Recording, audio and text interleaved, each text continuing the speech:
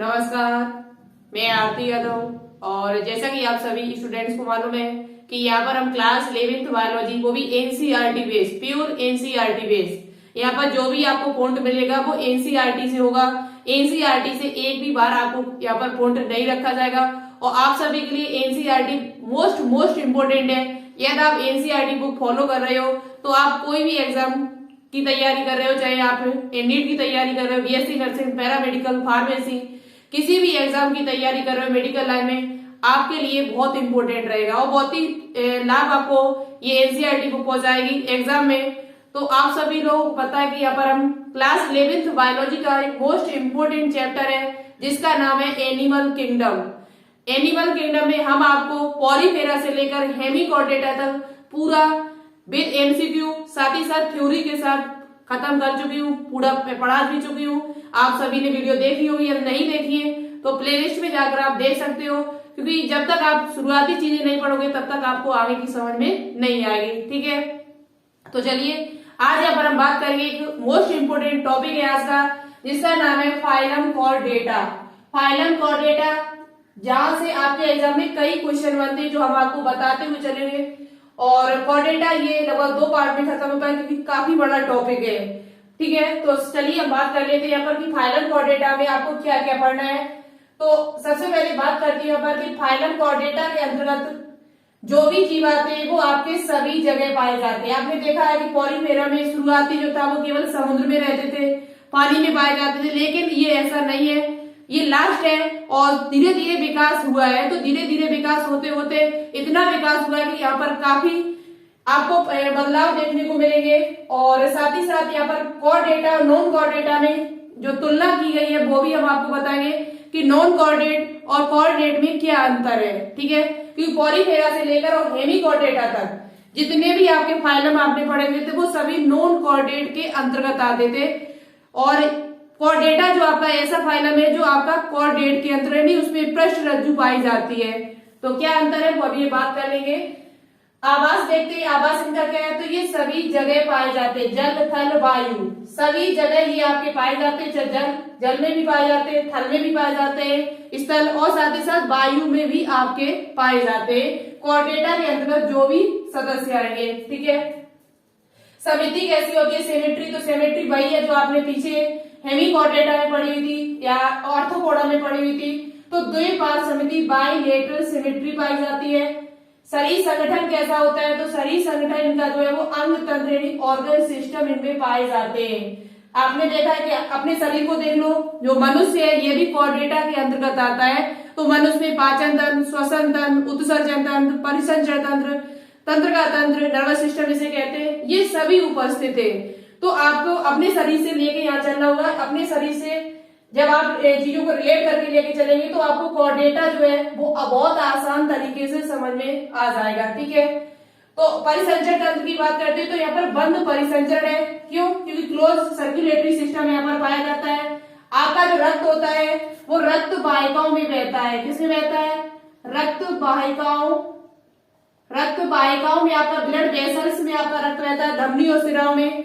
तो जिनका रक्त वाहिकाओं में होता है, ब्लड वेसल्स में होता है, उन सभी को क्या कहा जाता है, उनमें जो परिसंचरण तंत्र होता है वो आपका बंद प्रकार का होता है, क्लोज सर्कुलेटरी सिस्टम होता है। इसके अलावा आपने कहाँ पढ़ा हुआ था, तो इसके अलावा आपने क्लोज सर्कुलेटरी सिस्टम है वो एनिलिडा में पढ़ा था। किसमें पढ़ा था? एनिलिडा में। शेष बचे हुए जो भी फाइलम है आपके पॉलीफेरा, सिलेंड्रेटा, आर्थ्रोपोडा हो, कोई भी हो, सभी में खुले प्रकार का परिसंचरण तंत्र पाया जाता है। तो इस बात को आप ध्यान में रखें। अब बात करते हैं कि कैसे पता चला मुझे कि ये कॉर्डेटा का सदस्य है।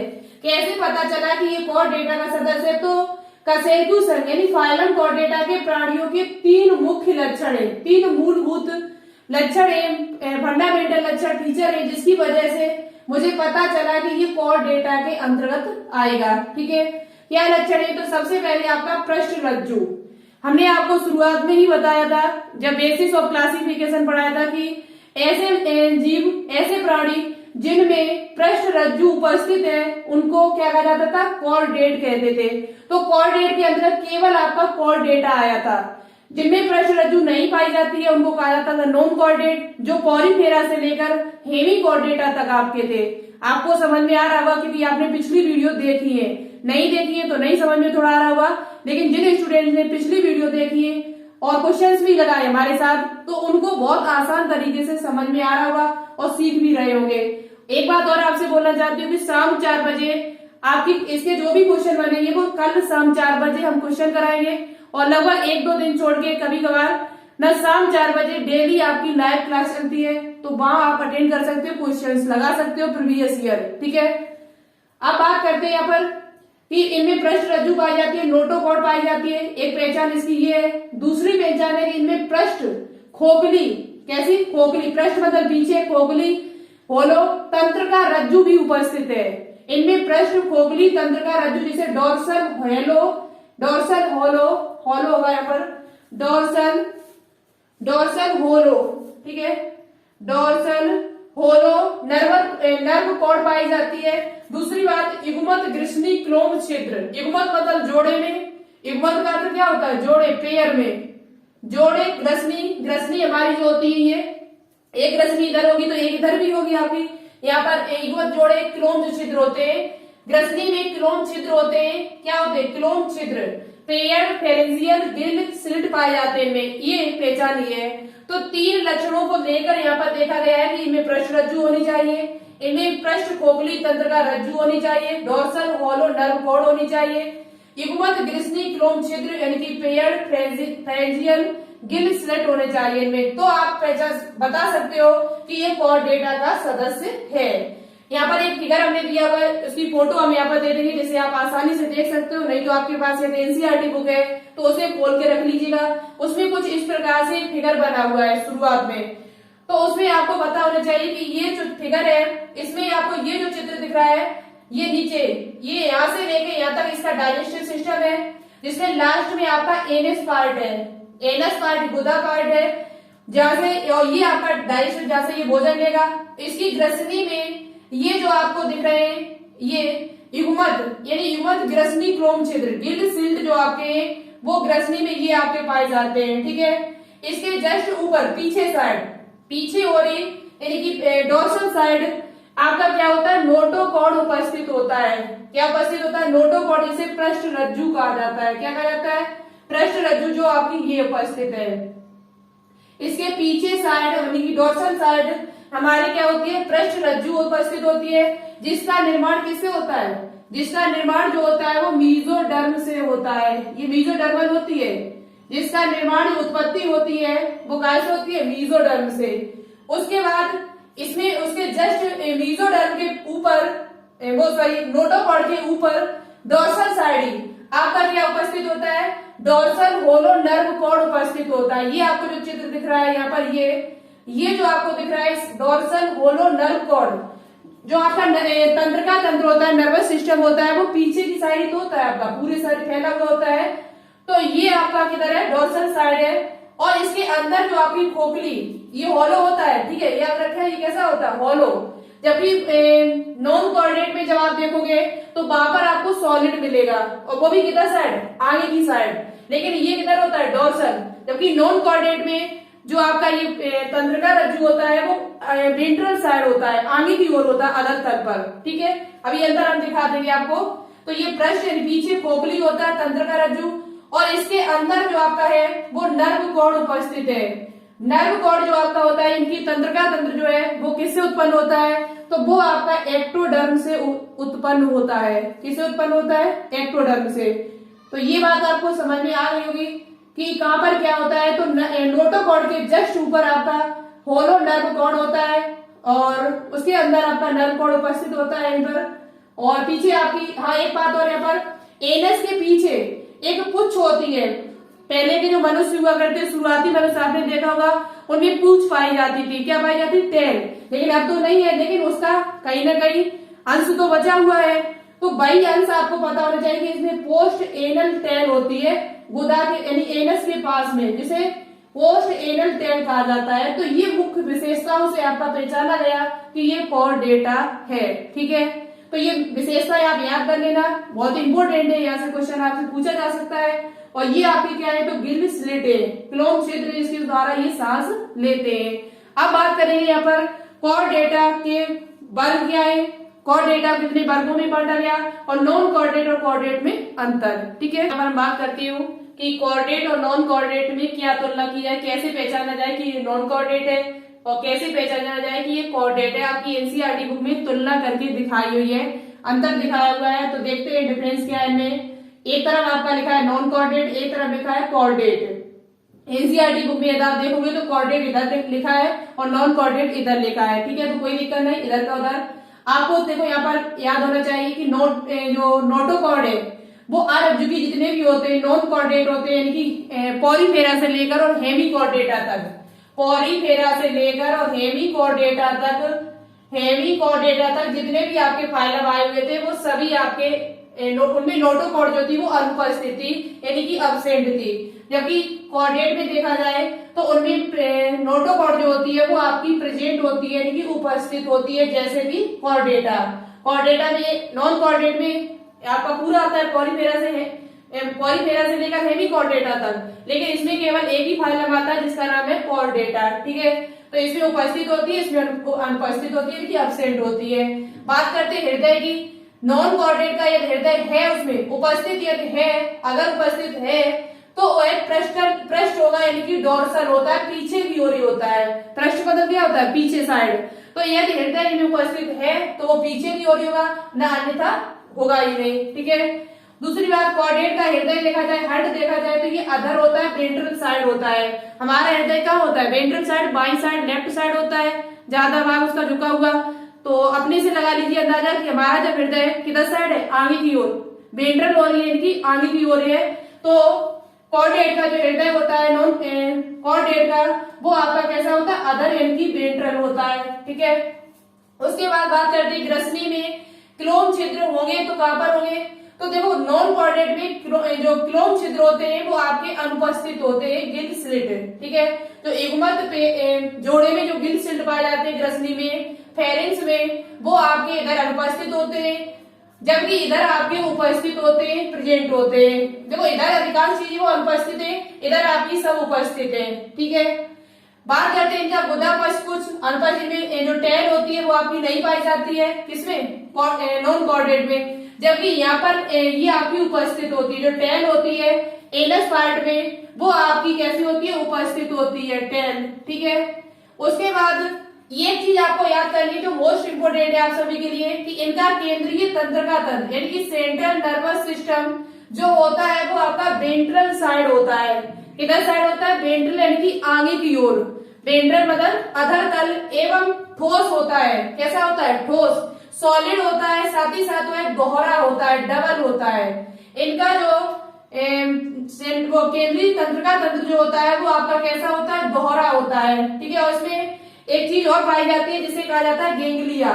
गेंगलिया एक संरचना पाई जाती है इनके जितने भी नॉन कॉर्डेट होते हैं। ठीक है, तो इनमें दोहरा परिसंचरण तंत्र होता है, परिसंचरण नहीं, केंद्रीय तंत्र का तंत्र। केंद्रीय तंत्र का तंत्र जो होता है वो आपका कैसा होता है, दोहरा होता है। जबकि इधर देखा जाए कॉर्डेट का, तो इनका केंद्रीय तंत्र का तंत्र, सेंट्रल नर्वस सिस्टम, पृष्ठीय होता है। कैसा होता है, पृष्ठीय यानी कि डोर्सल साइड। कैसा होता है, डोर्सल होता है। हमारा तंत्र का तंत्र कहाँ है, पीछे की ओर ही तो है। तो यहाँ से आप अंदाजा लगा लीजिए अपने से कि हमारा तंत्र का तंत्र जो है वो पीछे साइड है, साथ ही साथ वह होलो है, खोखला है, और उसके साथ साथ एकल है, सिंगल है। ये सिंगल होता है, ये डबल होता है, ये ठोस होता है तो ये खोखला होता है, ये आगे होता है तो ये पीछे होता है। केंद्रीय तंत्र का तंत्र इनमें, किसमें, कॉर्डेट में। तो ये आपकी तुलना है, इसमें अधिकांश चीजें उपस्थित है, इसमें नहीं है। लेकिन लास्ट आपको जो याद करना है वो यही याद कर लेना, इनका केंद्रीय तंत्र का तंत्र कैसा है। यहाँ केंद्रीय तंत्र का तंत्र आगे की ओर है, कहा है, आगे की ओर है, जबकि यहाँ कहा है, पीछे साइड। ये ठोस है तो ये कैसा है, खोखला। ये दोहरा है तो ये कैसा है, एकल यानी कि सिंगल। समझ में आ गया। आप स्क्रीनशॉट लेना चाहे तो ले सकते हो, और नोट डाउन जरूर करते चलें। जब तक आप पेन कॉपी नहीं लेंगे, हाथ पैर अपने हाथ नहीं चलाएंगे, तब तक आपको ये चीजें समझ में नहीं आएंगी। एक बार लिख लो, एक बार रिवाइज कर लो, एक बार क्वेश्चन और लगा लो, हाल के हाल तुरंत के तुरंत तो आपको ये चीजें बिल्कुल क्लियर हो जाएंगी और अच्छे से समझ में आएंगी। जब तक आपका एग्जाम आएगा एक दो बार और रिवाइज कर लें तो आपका कोई भी क्वेश्चन यहाँ से गलत नहीं होगा, गारंटी से हम कह सकते हैं इस बात को, यदि आप लोग लिख लेते हो इन चीजों को। तो ज्यादा से ज्यादा कोशिश करो कि मेरे साथ लिखते चलिए और इनको रिवाइज करते चलिएगा, ठीक है। अब हम बात करेंगे कोर डेटा पर। कोर डेटा को कितने वर्गों में बांटा गया जो आप सभी के लिए मोस्ट इंपोर्टेंट है, ठीक है। कोऑर्डिनेट और नॉन कोऑर्डिनेट को कैसे पहचाने, उसमें क्या उपस्थित होता है क्या नहीं होता है। लेकिन अब बात हो रही है कोर डेटा की। कोर डेटा यहाँ से आपका बिल्कुल, अभी हमने कोर डेटा के बारे में कुछ शुरुआती बात की थी, उनका आवास, समिति, लेकिन अब जो है वो बहुत इंपॉर्टेंट है आपके लिए। कोर डेटा को सबसे पहले 3 सब फाइलम में बांटा गया। कितने में? 3 सब फाइलम में इसे बांटा गया, 3 मुख्य उपसंघों में इसे बांटा गया है। कौन कौन? ये सबसे पहले आपको याद कर लेना कि कोर डेटा को कितने सब फाइलम में यानी कि उपसंघों में बांटा गया है। तो सबसे पहले 3 उपसंघों में इनको बांटा गया। यूरो कोर डेटा, जिसे ट्यूनिक डेटा कहते हैं, इसमें ट्यूनिक नाम की एक परत पाई जाती है इसकी वजह से, ठीक है। ट्यूनिक नाम की परत लेयर पाई जाने की वजह से इसे ट्यूनिक डेटा भी कहते हैं। सेफलोकॉर्डेटा और वर्टिब्रेटा। वर्टिब्रेटा के अंतर्गत हम लोग आ जाते हैं, तो यहाँ पर वर्टिब्रेटा या यूकॉर्डेटा भी कहा जाता है, क्योंकि इसमें नोटोकॉर्ड जो है वो आपकी भ्रूण अवस्था में पाई जाती है। फिर उसके बाद वयस्क अवस्था जैसी आती है तो उसमें नोटोकॉर्ड जो होती है वो आपकी मेरुदंड में बदल जाती है। किसमें बदल जाती है? मेरुदंड में बदल जाती है, यानी कि वर्टिब्रेट में वर्टिब्रेट कॉलम में बदल जाती है। तो अभी इस पर हम बात करेंगे। पहले इधर देख लेते हैं कि जो आपका यूरो कोर डेटा या ट्यूनिक कोर डेटा, पहली बात एक आपको पॉइंट यहाँ पर अपनी नोटबुक पे नोट डाउन कर लेना है कि यूरो कोर डेटा और सेफेलो कोर डेटा को प्रो कोर डेटा भी कहा जाता है। क्या कहा जाता है? प्रो कोर डेटा के नाम से भी इसे जाना जाता है। यदि आपसे प्रो कोर डेटा के बारे में, प्रो का अर्थ क्या होता है? जो सबसे पहले जो पहले जीव थे उनमें जो नोटोकॉर्ड थी, किसी में उपस्थित थी किसी में नहीं थी, थोड़ा बहुत थी गई, तो इसलिए इनको प्रो भी कहा जाता है। जबकि यहाँ पर नोटोकॉर्ड है वो आपको यू कोर डेटा कहा जाता है इसे, ठीक है सर, ट्रू। तो यहाँ इसे यूरो कोर डेटा या सेफेलो कोर डेटा को प्रो कोर डेटा के नाम से जाना जाता है। दूसरी बात, you core data, euro core data और सेफेलो कोर डेटा के अंतर्गत जो भी जीव आते हैं वो सभी आपके समुद्री प्राणी होते हैं। कैसे होते हैं? समुद्री, यानी कि पानी में पाए जाने वाले प्राणी होते हैं, ठीक है। यहाँ पर जो भी जीव आएंगे वो सभी कहाँ पर उपस्थित होंगे? समुद्र में, ठीक है। उसके बाद बात करते हैं कि यूरो कोर डेटा में नोटोकॉर्ड जो है, आपको पता है कि कोर डेटा में नोटोकॉर्ड उपस्थित होती है, तभी हमने पहचान पाया कि ये कोर डेटा या नॉन कोर डेटा है। इसकी वजह से भी एक मुख्य लक्षण ये भी है। तो इसमें जो नोटोकॉर्ड होती है, पृष्ठ रज्जु होती है, यूरो कोर डेटा में वो लार्वा की केवल पूंछ में स्थित होती है। कहा? केवल लार्वा की जो पूंछ होगी, यानी कि ये कोई यूरो कोर डेटा है तो इसकी जो पूंछ होती है उसमें केवल आपकी पृष्ठ रज्जु पाई जाती है। क्या पाई जाती है? पृष्ठ रज्जु, ठीक है। तो ये बात आप लोग ध्यान में रखिए कि इसकी नोटोकॉर्ड जो होती है वो केवल लार्वा की पूंछ में उपस्थित होती है। उसके बाद इसमें उदाहरण क्या क्या आते हैं, इसकी ट्रिक बताएंगे अभी उदाहरण की बहुत अच्छी। एसिडिया, सेल्पा, डोलिगोलम। तो कैसे याद करोगे? मैंने डोल के एस से, हम कोई व्यक्ति है जिसने एस से यानी एसिडिया एस से सेल्फी ली, वो भी कैसे? डोल के आपने एस से सेल्फी ली, ठीक है। कैसे ली? एस से। कैसे ली? डोल के, और वो भी क्या ली? सेल्फी। तो सेल्फी से आप याद करते हो सेल्फा। तो एसिडिया यानी एस से डोल के क्या ली हमने? सेल्फी ली फोन से। तो एसिडिया, सेल्फा, डोलियोलम, क्या? डोलियोलम, ये आते हैं आपके यूरो कोर डेटा के अंतर्गत। उसके बाद सेफेलो कोर डेटा में इसमें पृष्ठ रज्जु जो नोटोकॉर्ड होती है वो सिर से लेकर पूंछ तक, यानी कि हेड से लेकर और आपकी टेल तक पूरे में फैली होती है, और साथ ही साथ ये जीवन भर रहती है। जीवन भर, जीवन के अंत तक आपकी नोटोकॉर्ड जो होती है वो उपस्थित होती है। किसमें? सेफेलो कोर डेटा में, ठीक है। इसका उदाहरण क्या है? तो ब्रेकियोस्टोमा, जिसे एम्फीऑक्सम या लेंसलेट भी कहा जाता है। एम्फीऑक्सम या लेंसलेट के नाम से भी जाना जाता है, इनकी BA और L, बाल, ऐसे याद कर लो इसे। ब्रेकियोस्टोमा को एम्फीऑक्सिस या लेंसलेट के नाम से जाना जाता है, जिसे आप याद कर सकते हो बाल के नाम से, बाल, सिर के बाल, ठीक है। उसके बाद कशेरुकी एक पॉइंट आपको। अब बात करते हैं वर्टिब्रेटा या यूकॉर्डेटा पर। तो वर्टिब्रेटा या यूकॉर्डेटा में नोटोकॉर्ड तो होती है, लेकिन जब तक ये भ्रूण अवस्था जो होती है, जो एम्ब्रॉयिक अवस्था है स्टेज, जब तक एक शिशु माँ के पेट में रहता है तब भ्रूणीय अवस्था में तो नोटोकॉर्ड उपस्थित होती है, ठीक है, एम्ब्रॉयिक स्टेज पर। लेकिन जैसे ये वयस्क एडल्ट होता है तो इसकी जो नोटोकॉर्ड होती है वो मेरुदंड यानी वर्टिब्रल कॉलम में बदल जाती है। अस्तर या वो भी या तो अस्थियों की होगी या उपास्थियों की होगी, या तो हड्डियों की होगी, वो बॉडी हड्डियों से मिलकर बनी होगी, या तो वो कार्टिलेज होगी। कैसी होगी? कार्टिलेज। तो आपको याद कर लेना है कि वर्टिब्रेटा में नोटोकॉर्ड जो होती है वो भ्रूणीय अवस्था में केवल पाई जाती है। उसके बाद ये वयस्क जैसे ही होता है, बड़ा होता है, तो नोटोकॉर्ड जो होती है वो अस्तर या उपास्थियों की बनी हुई मेरुदंड में बदल जाती है। किसमें बदल जाती है? मेरुदंड में बदल जाती है। मेरुदंड यानी कि वर्टिब्रल कॉलम में। तो ये बात आपको समझ में आ गई होगी कि कॉर्डेटा को कितने फाइलम में बांटा गया है। 3 फाइलम में बांटा गया है, यूरोकॉर्डेटा, सेफेलोकॉर्डेटा और वर्टिब्रेटा। सेफेलोकॉर्डेटा और यूरोकॉर्डेटा को प्रोकॉर्डेटा के नाम से भी जाना जाता है, ठीक है। और ये सभी आपके समुद्री होते हैं। इनमें कहां पर पृष्ठरज्जु पाई जाती है, कहां पर नहीं पाई जाती है, हमने आपको बता दिया है, आप स्क्रीनशॉट ले लीजिए। अब इसके बाद हम बात करेंगे वर्टिब्रेटा पर, जो मोस्ट इंपोर्टेंट है आपके लिए। वर्टिब्रेटा को फिर इसको वर्ग में बांटा जाएगा, क्लास में बांटा जाएगा, सब क्लास में बांटा जाएगा। फिर आप एम्फीबिया, रेप्टाइलस और एबीज इनके बारे में पढ़ोगे, ठीक है। तो यहाँ पर आप स्क्रीनशॉट लीजिए, ये बहुत इंपॉर्टेंट है। एक पॉइंट हाँ इसमें और रह गया है कि कशेरुकी जो होते हैं, वर्टिब्रेट जो होते हैं वो रज्जुकी यानी कॉर्डेट हैं। जितने भी कशेरुकी होते हैं, वर्टिब्रेट होते हैं, वो सभी आपके कैसे होते हैं? रज्जुकी यानी कॉर्डेट होते हैं। लेकिन सभी रज्जुकी कशेरुकी नहीं होते, यानी कि सभी रज्जुकी जो है आपके कॉर्डेट जो है वो कशेरुकी यानी कि वर्टिब्रेट नहीं होते। देखो कैसे, कॉर्डेटा को 3 फाइलम में बांटा गया है। सबसे पहले यूकॉर्डेटा, क्या होता है? यूकॉर्डेटा, उसके बाद सेफेलोकॉर्डेटा और वर्टिब्रेटा। तो सभी यानी कॉर्डेटा के अंतर्गत आपको पता है वर्टिब्रेट आता है। आपके कशेरुकी जो है वो रज्जुकी तो है, कशेरुकी जो होते हैं, जो आपके वर्टिब्रेट जो होते हैं वो क्या होते हैं? रज्जुकी तो होते हैं।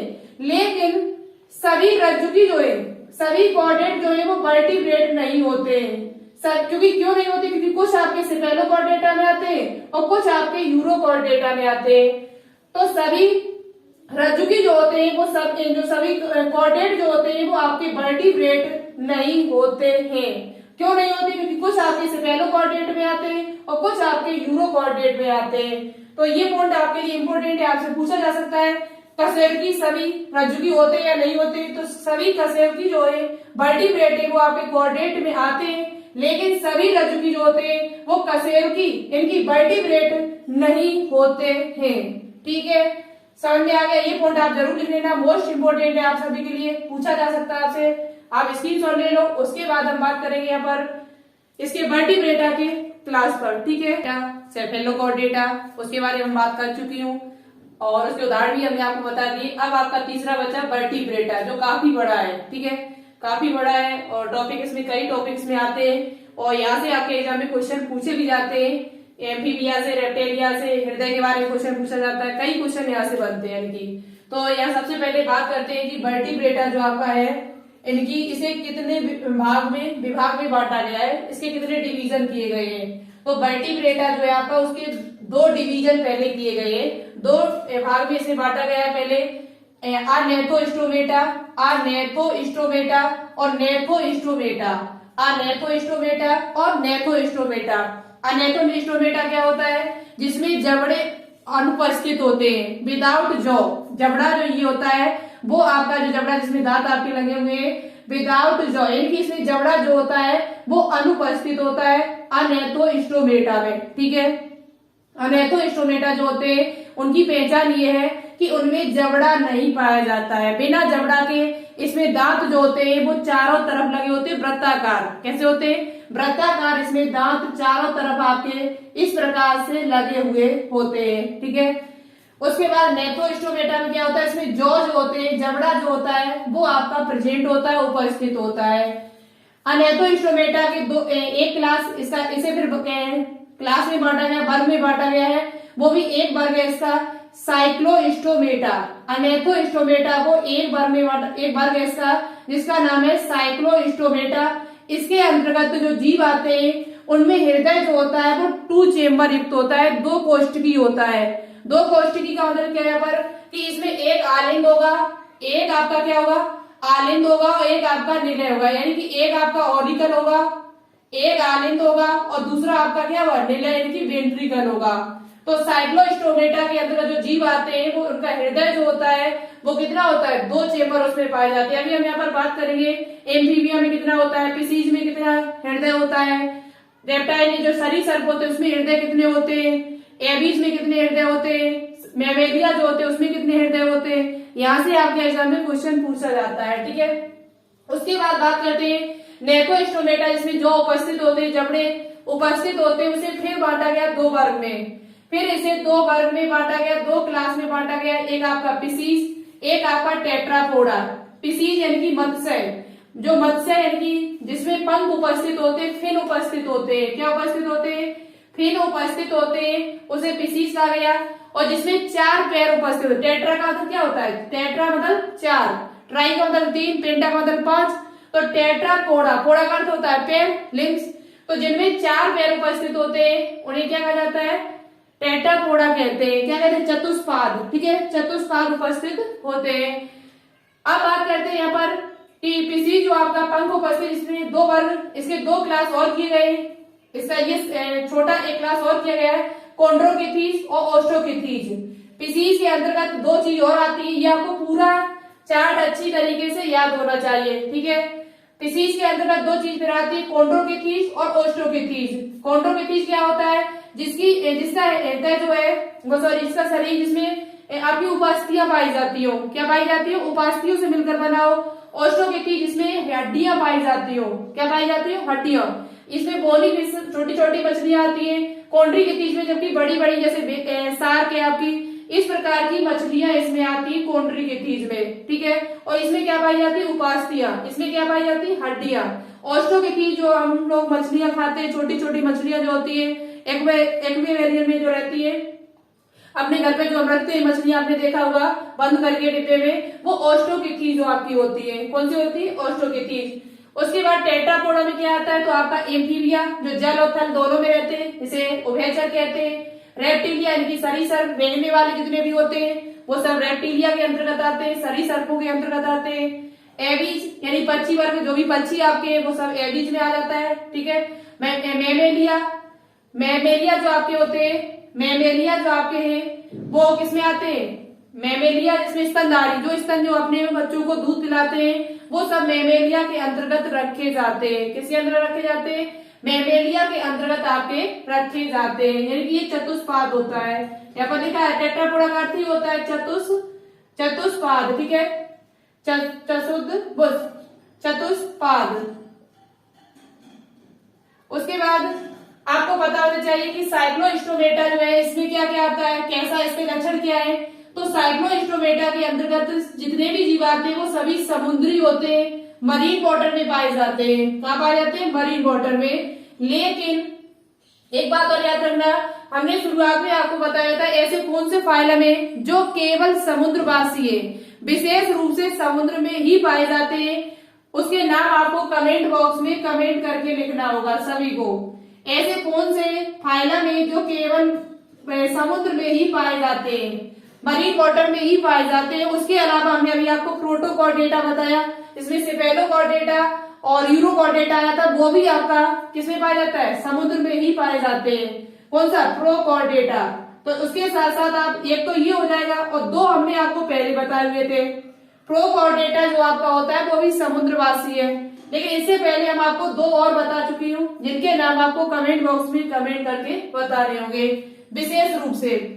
उसके बाद ये समुद्री है, लेकिन जनन के लिए, रिप्रोडक्शन के लिए ये अलवड़ीय जल यानी फ्रेश वाटर में चले जाते हैं। यदि इनको जनन करना होता है, रिप्रोडक्शन क्रिया करनी होती है, तो ये अलवड़ीय जल में चले जाते हैं, ठीक है। पहले यदि ये समुद्र में रह रहे हैं तो समुद्र के बाद ये अलवड़ीय जल जो होता है उसमें ये चले जाते हैं, ठीक है। तो ये बात आपको याद कर लेनी है। कहा चले जाते हैं अलबड़ीजम में, और जनन के कुछ दिन बाद इनकी मृत्यु तक हो जाती है, मर जाते हैं। इनका लार्वा जो होता है, साइक्लोस्टोमेटा का, वो समुद्र में वापस चला आता है। जैसे ये जनन जो जीव है वो मर गया, जो उसके जनक था वो मर गया, लेकिन उसका लार्वा तो होगा, तो लार्वा जो होता है वो वापस फिर समुद्र में चला आता है।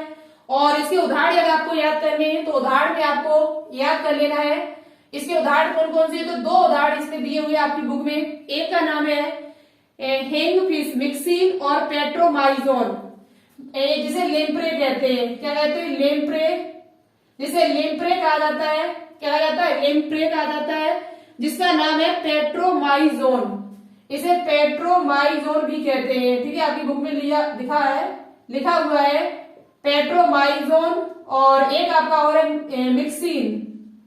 मिक्सिन और एक नाम है आपका, अभी और इसके लक्षण है जो हम आपको बताएंगे। मिक्सिन जिसे कहा जाता है हिंगफिश कहा जाता है। क्या कहा जाता है?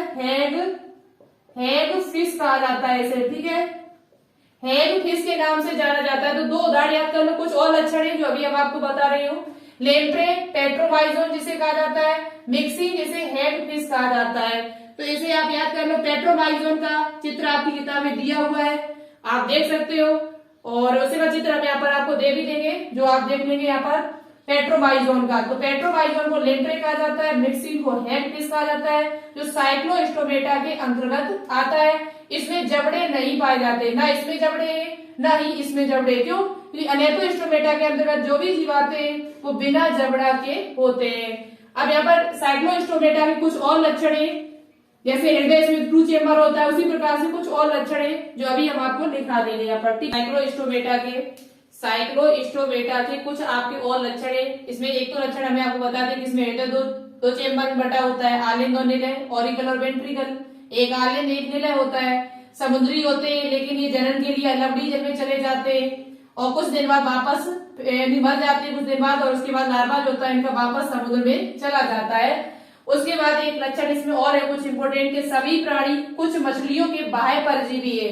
इनके जो प्राणी होते हैं वो कुछ मछलियों के ऊपर पाए जाते हैं, बाह्य परजीवी यानी एक्टोपैरासाइटिस होते हैं।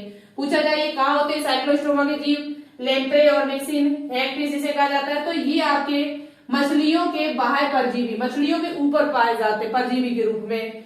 इनका शरीर लंबा होता है, जिसमें श्वसन के लिए 6 से 15 जोड़ी क्लोम छिद्र उपस्थित होते हैं। इनका शरीर जो होता है वो कैसा होता है? लंबा होता है। कैसा होता है? लंबा होता है, जिसमें 6 से 15 जोड़ी क्या पाए जाते हैं? क्लोम छिद्र उपस्थित होते हैं, गिल सिल्ट उपस्थित होते हैं, 6 से लेके 15 जोड़ी। ठीक है, बिना जबड़ा यानी जॉ नहीं इनमें होता है, बिना जबड़ा का चूसक होता है। क्या होता है? चूसक यानी सकिंग होती है, साथ ही वृत्ताकार मुख होता है। इनका मुख जो होता है वो वृत्ताकार होता है, और इसी में आपके दांत होंगे उसमें। तो बिना जबड़ा जौ का चूसक यानी सकंग वृत्ताकार मुख होता है। इसमें युग्मत पंखों का अभाव होता है, यानी कि पेड़ फिन नहीं पाए जाते। एक तरफ फिन होंगे इसके, लेकिन दूसरी तरफ इसके फिन नहीं होंगे इधर साइड। ठीक है, फिगर आपका दिया हुआ किताब में आप देख सकते हो। इसमें कपाल यानी क्रेनियम और मेरुदंड जो वर्टिब्रल कॉलम जो होता है वो उपास्थियों का बना हुआ होता है। उपास्थिल होता है, कार्टिलेजिस होता है। ठीक है, कार्टिलेज उपास्थिल यानी उपास्थियों का बना हुआ होता है। तो इसमें युग्मक पंखों का अभाव होता है। कपाल और मेरुदंड जो होता है वो उपास्थियों का बना होता है। ये साइक्लोस्टोमेटा के लक्षण है, और इनके उदाहरण क्या है? तो लेम्प्रे इसे पेट्रोमाइजोन कहते हैं, और मिक्सिन इसे हैगफिश कहते हैं। क्या कहते हैं? हैगफिश के नाम से जाना जाता है, जिसे मिक्सिन भी कहा जाता है। तो ये आपका रहा साइक्लोस्टोमा। आप बात करेंगे कॉन्ड्रोकेथीज और ऑस्ट्रोकेथीज पर। ठीक है, तो आज के लिए इतना ही रखते हैं। फिर आपका जो कॉन्ड्रोकेथीज और ऑस्ट्रोकेथीज है उसे एक वीडियो में कवर कर दूंगी, थोड़ा थोड़ा पूरा हो जाएगा। उसके बाद आपका जो वर्टिब्रेटा में और भी आपके जो एपिसीज और बाकी का बचा हुआ जो है वो हम एक वीडियो में कवर कर दूंगे। ठीक है, तो कैसी लगी वीडियो कमेंट बॉक्स में कमेंट करके जरूर बताएं। बहुत मेहनत लगती है, अच्छी लगे तो लाइक जरूर करें, शेयर करें दोस्तों के साथ। एक भी पॉइंट आपका एनसीईआरटी का नहीं छोड़ा जा रहा है। कोई भी क्वेश्चन किसी प्रकार का आपसे पूछा जाएगा तो आप 100% उसे सॉल्व करके आएंगे। ठीक है, लेकिन आपको काम यही करना है, रिवाइज करना है और क्वेश्चन लगाने। इसके बाद अब क्वेश्चन यदि आप लगा पाते हो तो आप समझ लेना कि हम यहाँ जो भी पढ़ा रही हूँ वो आपके लिए सही है और अच्छा पढ़ा रही हूँ, यानी कि आप क्वेश्चन को सॉल्व कर पा रहे हो। ठीक है, अब नहीं सॉल्व कर पा रहे हो तो दोबारा से फिर रिवाइज करो, तब आप सॉल्व कर पाओगे। और कैसा, और कोई आपका कोई सजेशन हो तो वो आप बता सकते हो कि क्या इसमें बदलाव किया जाए और कैसे पढ़ाया जाए, तो आप बता सकते हो मुझे।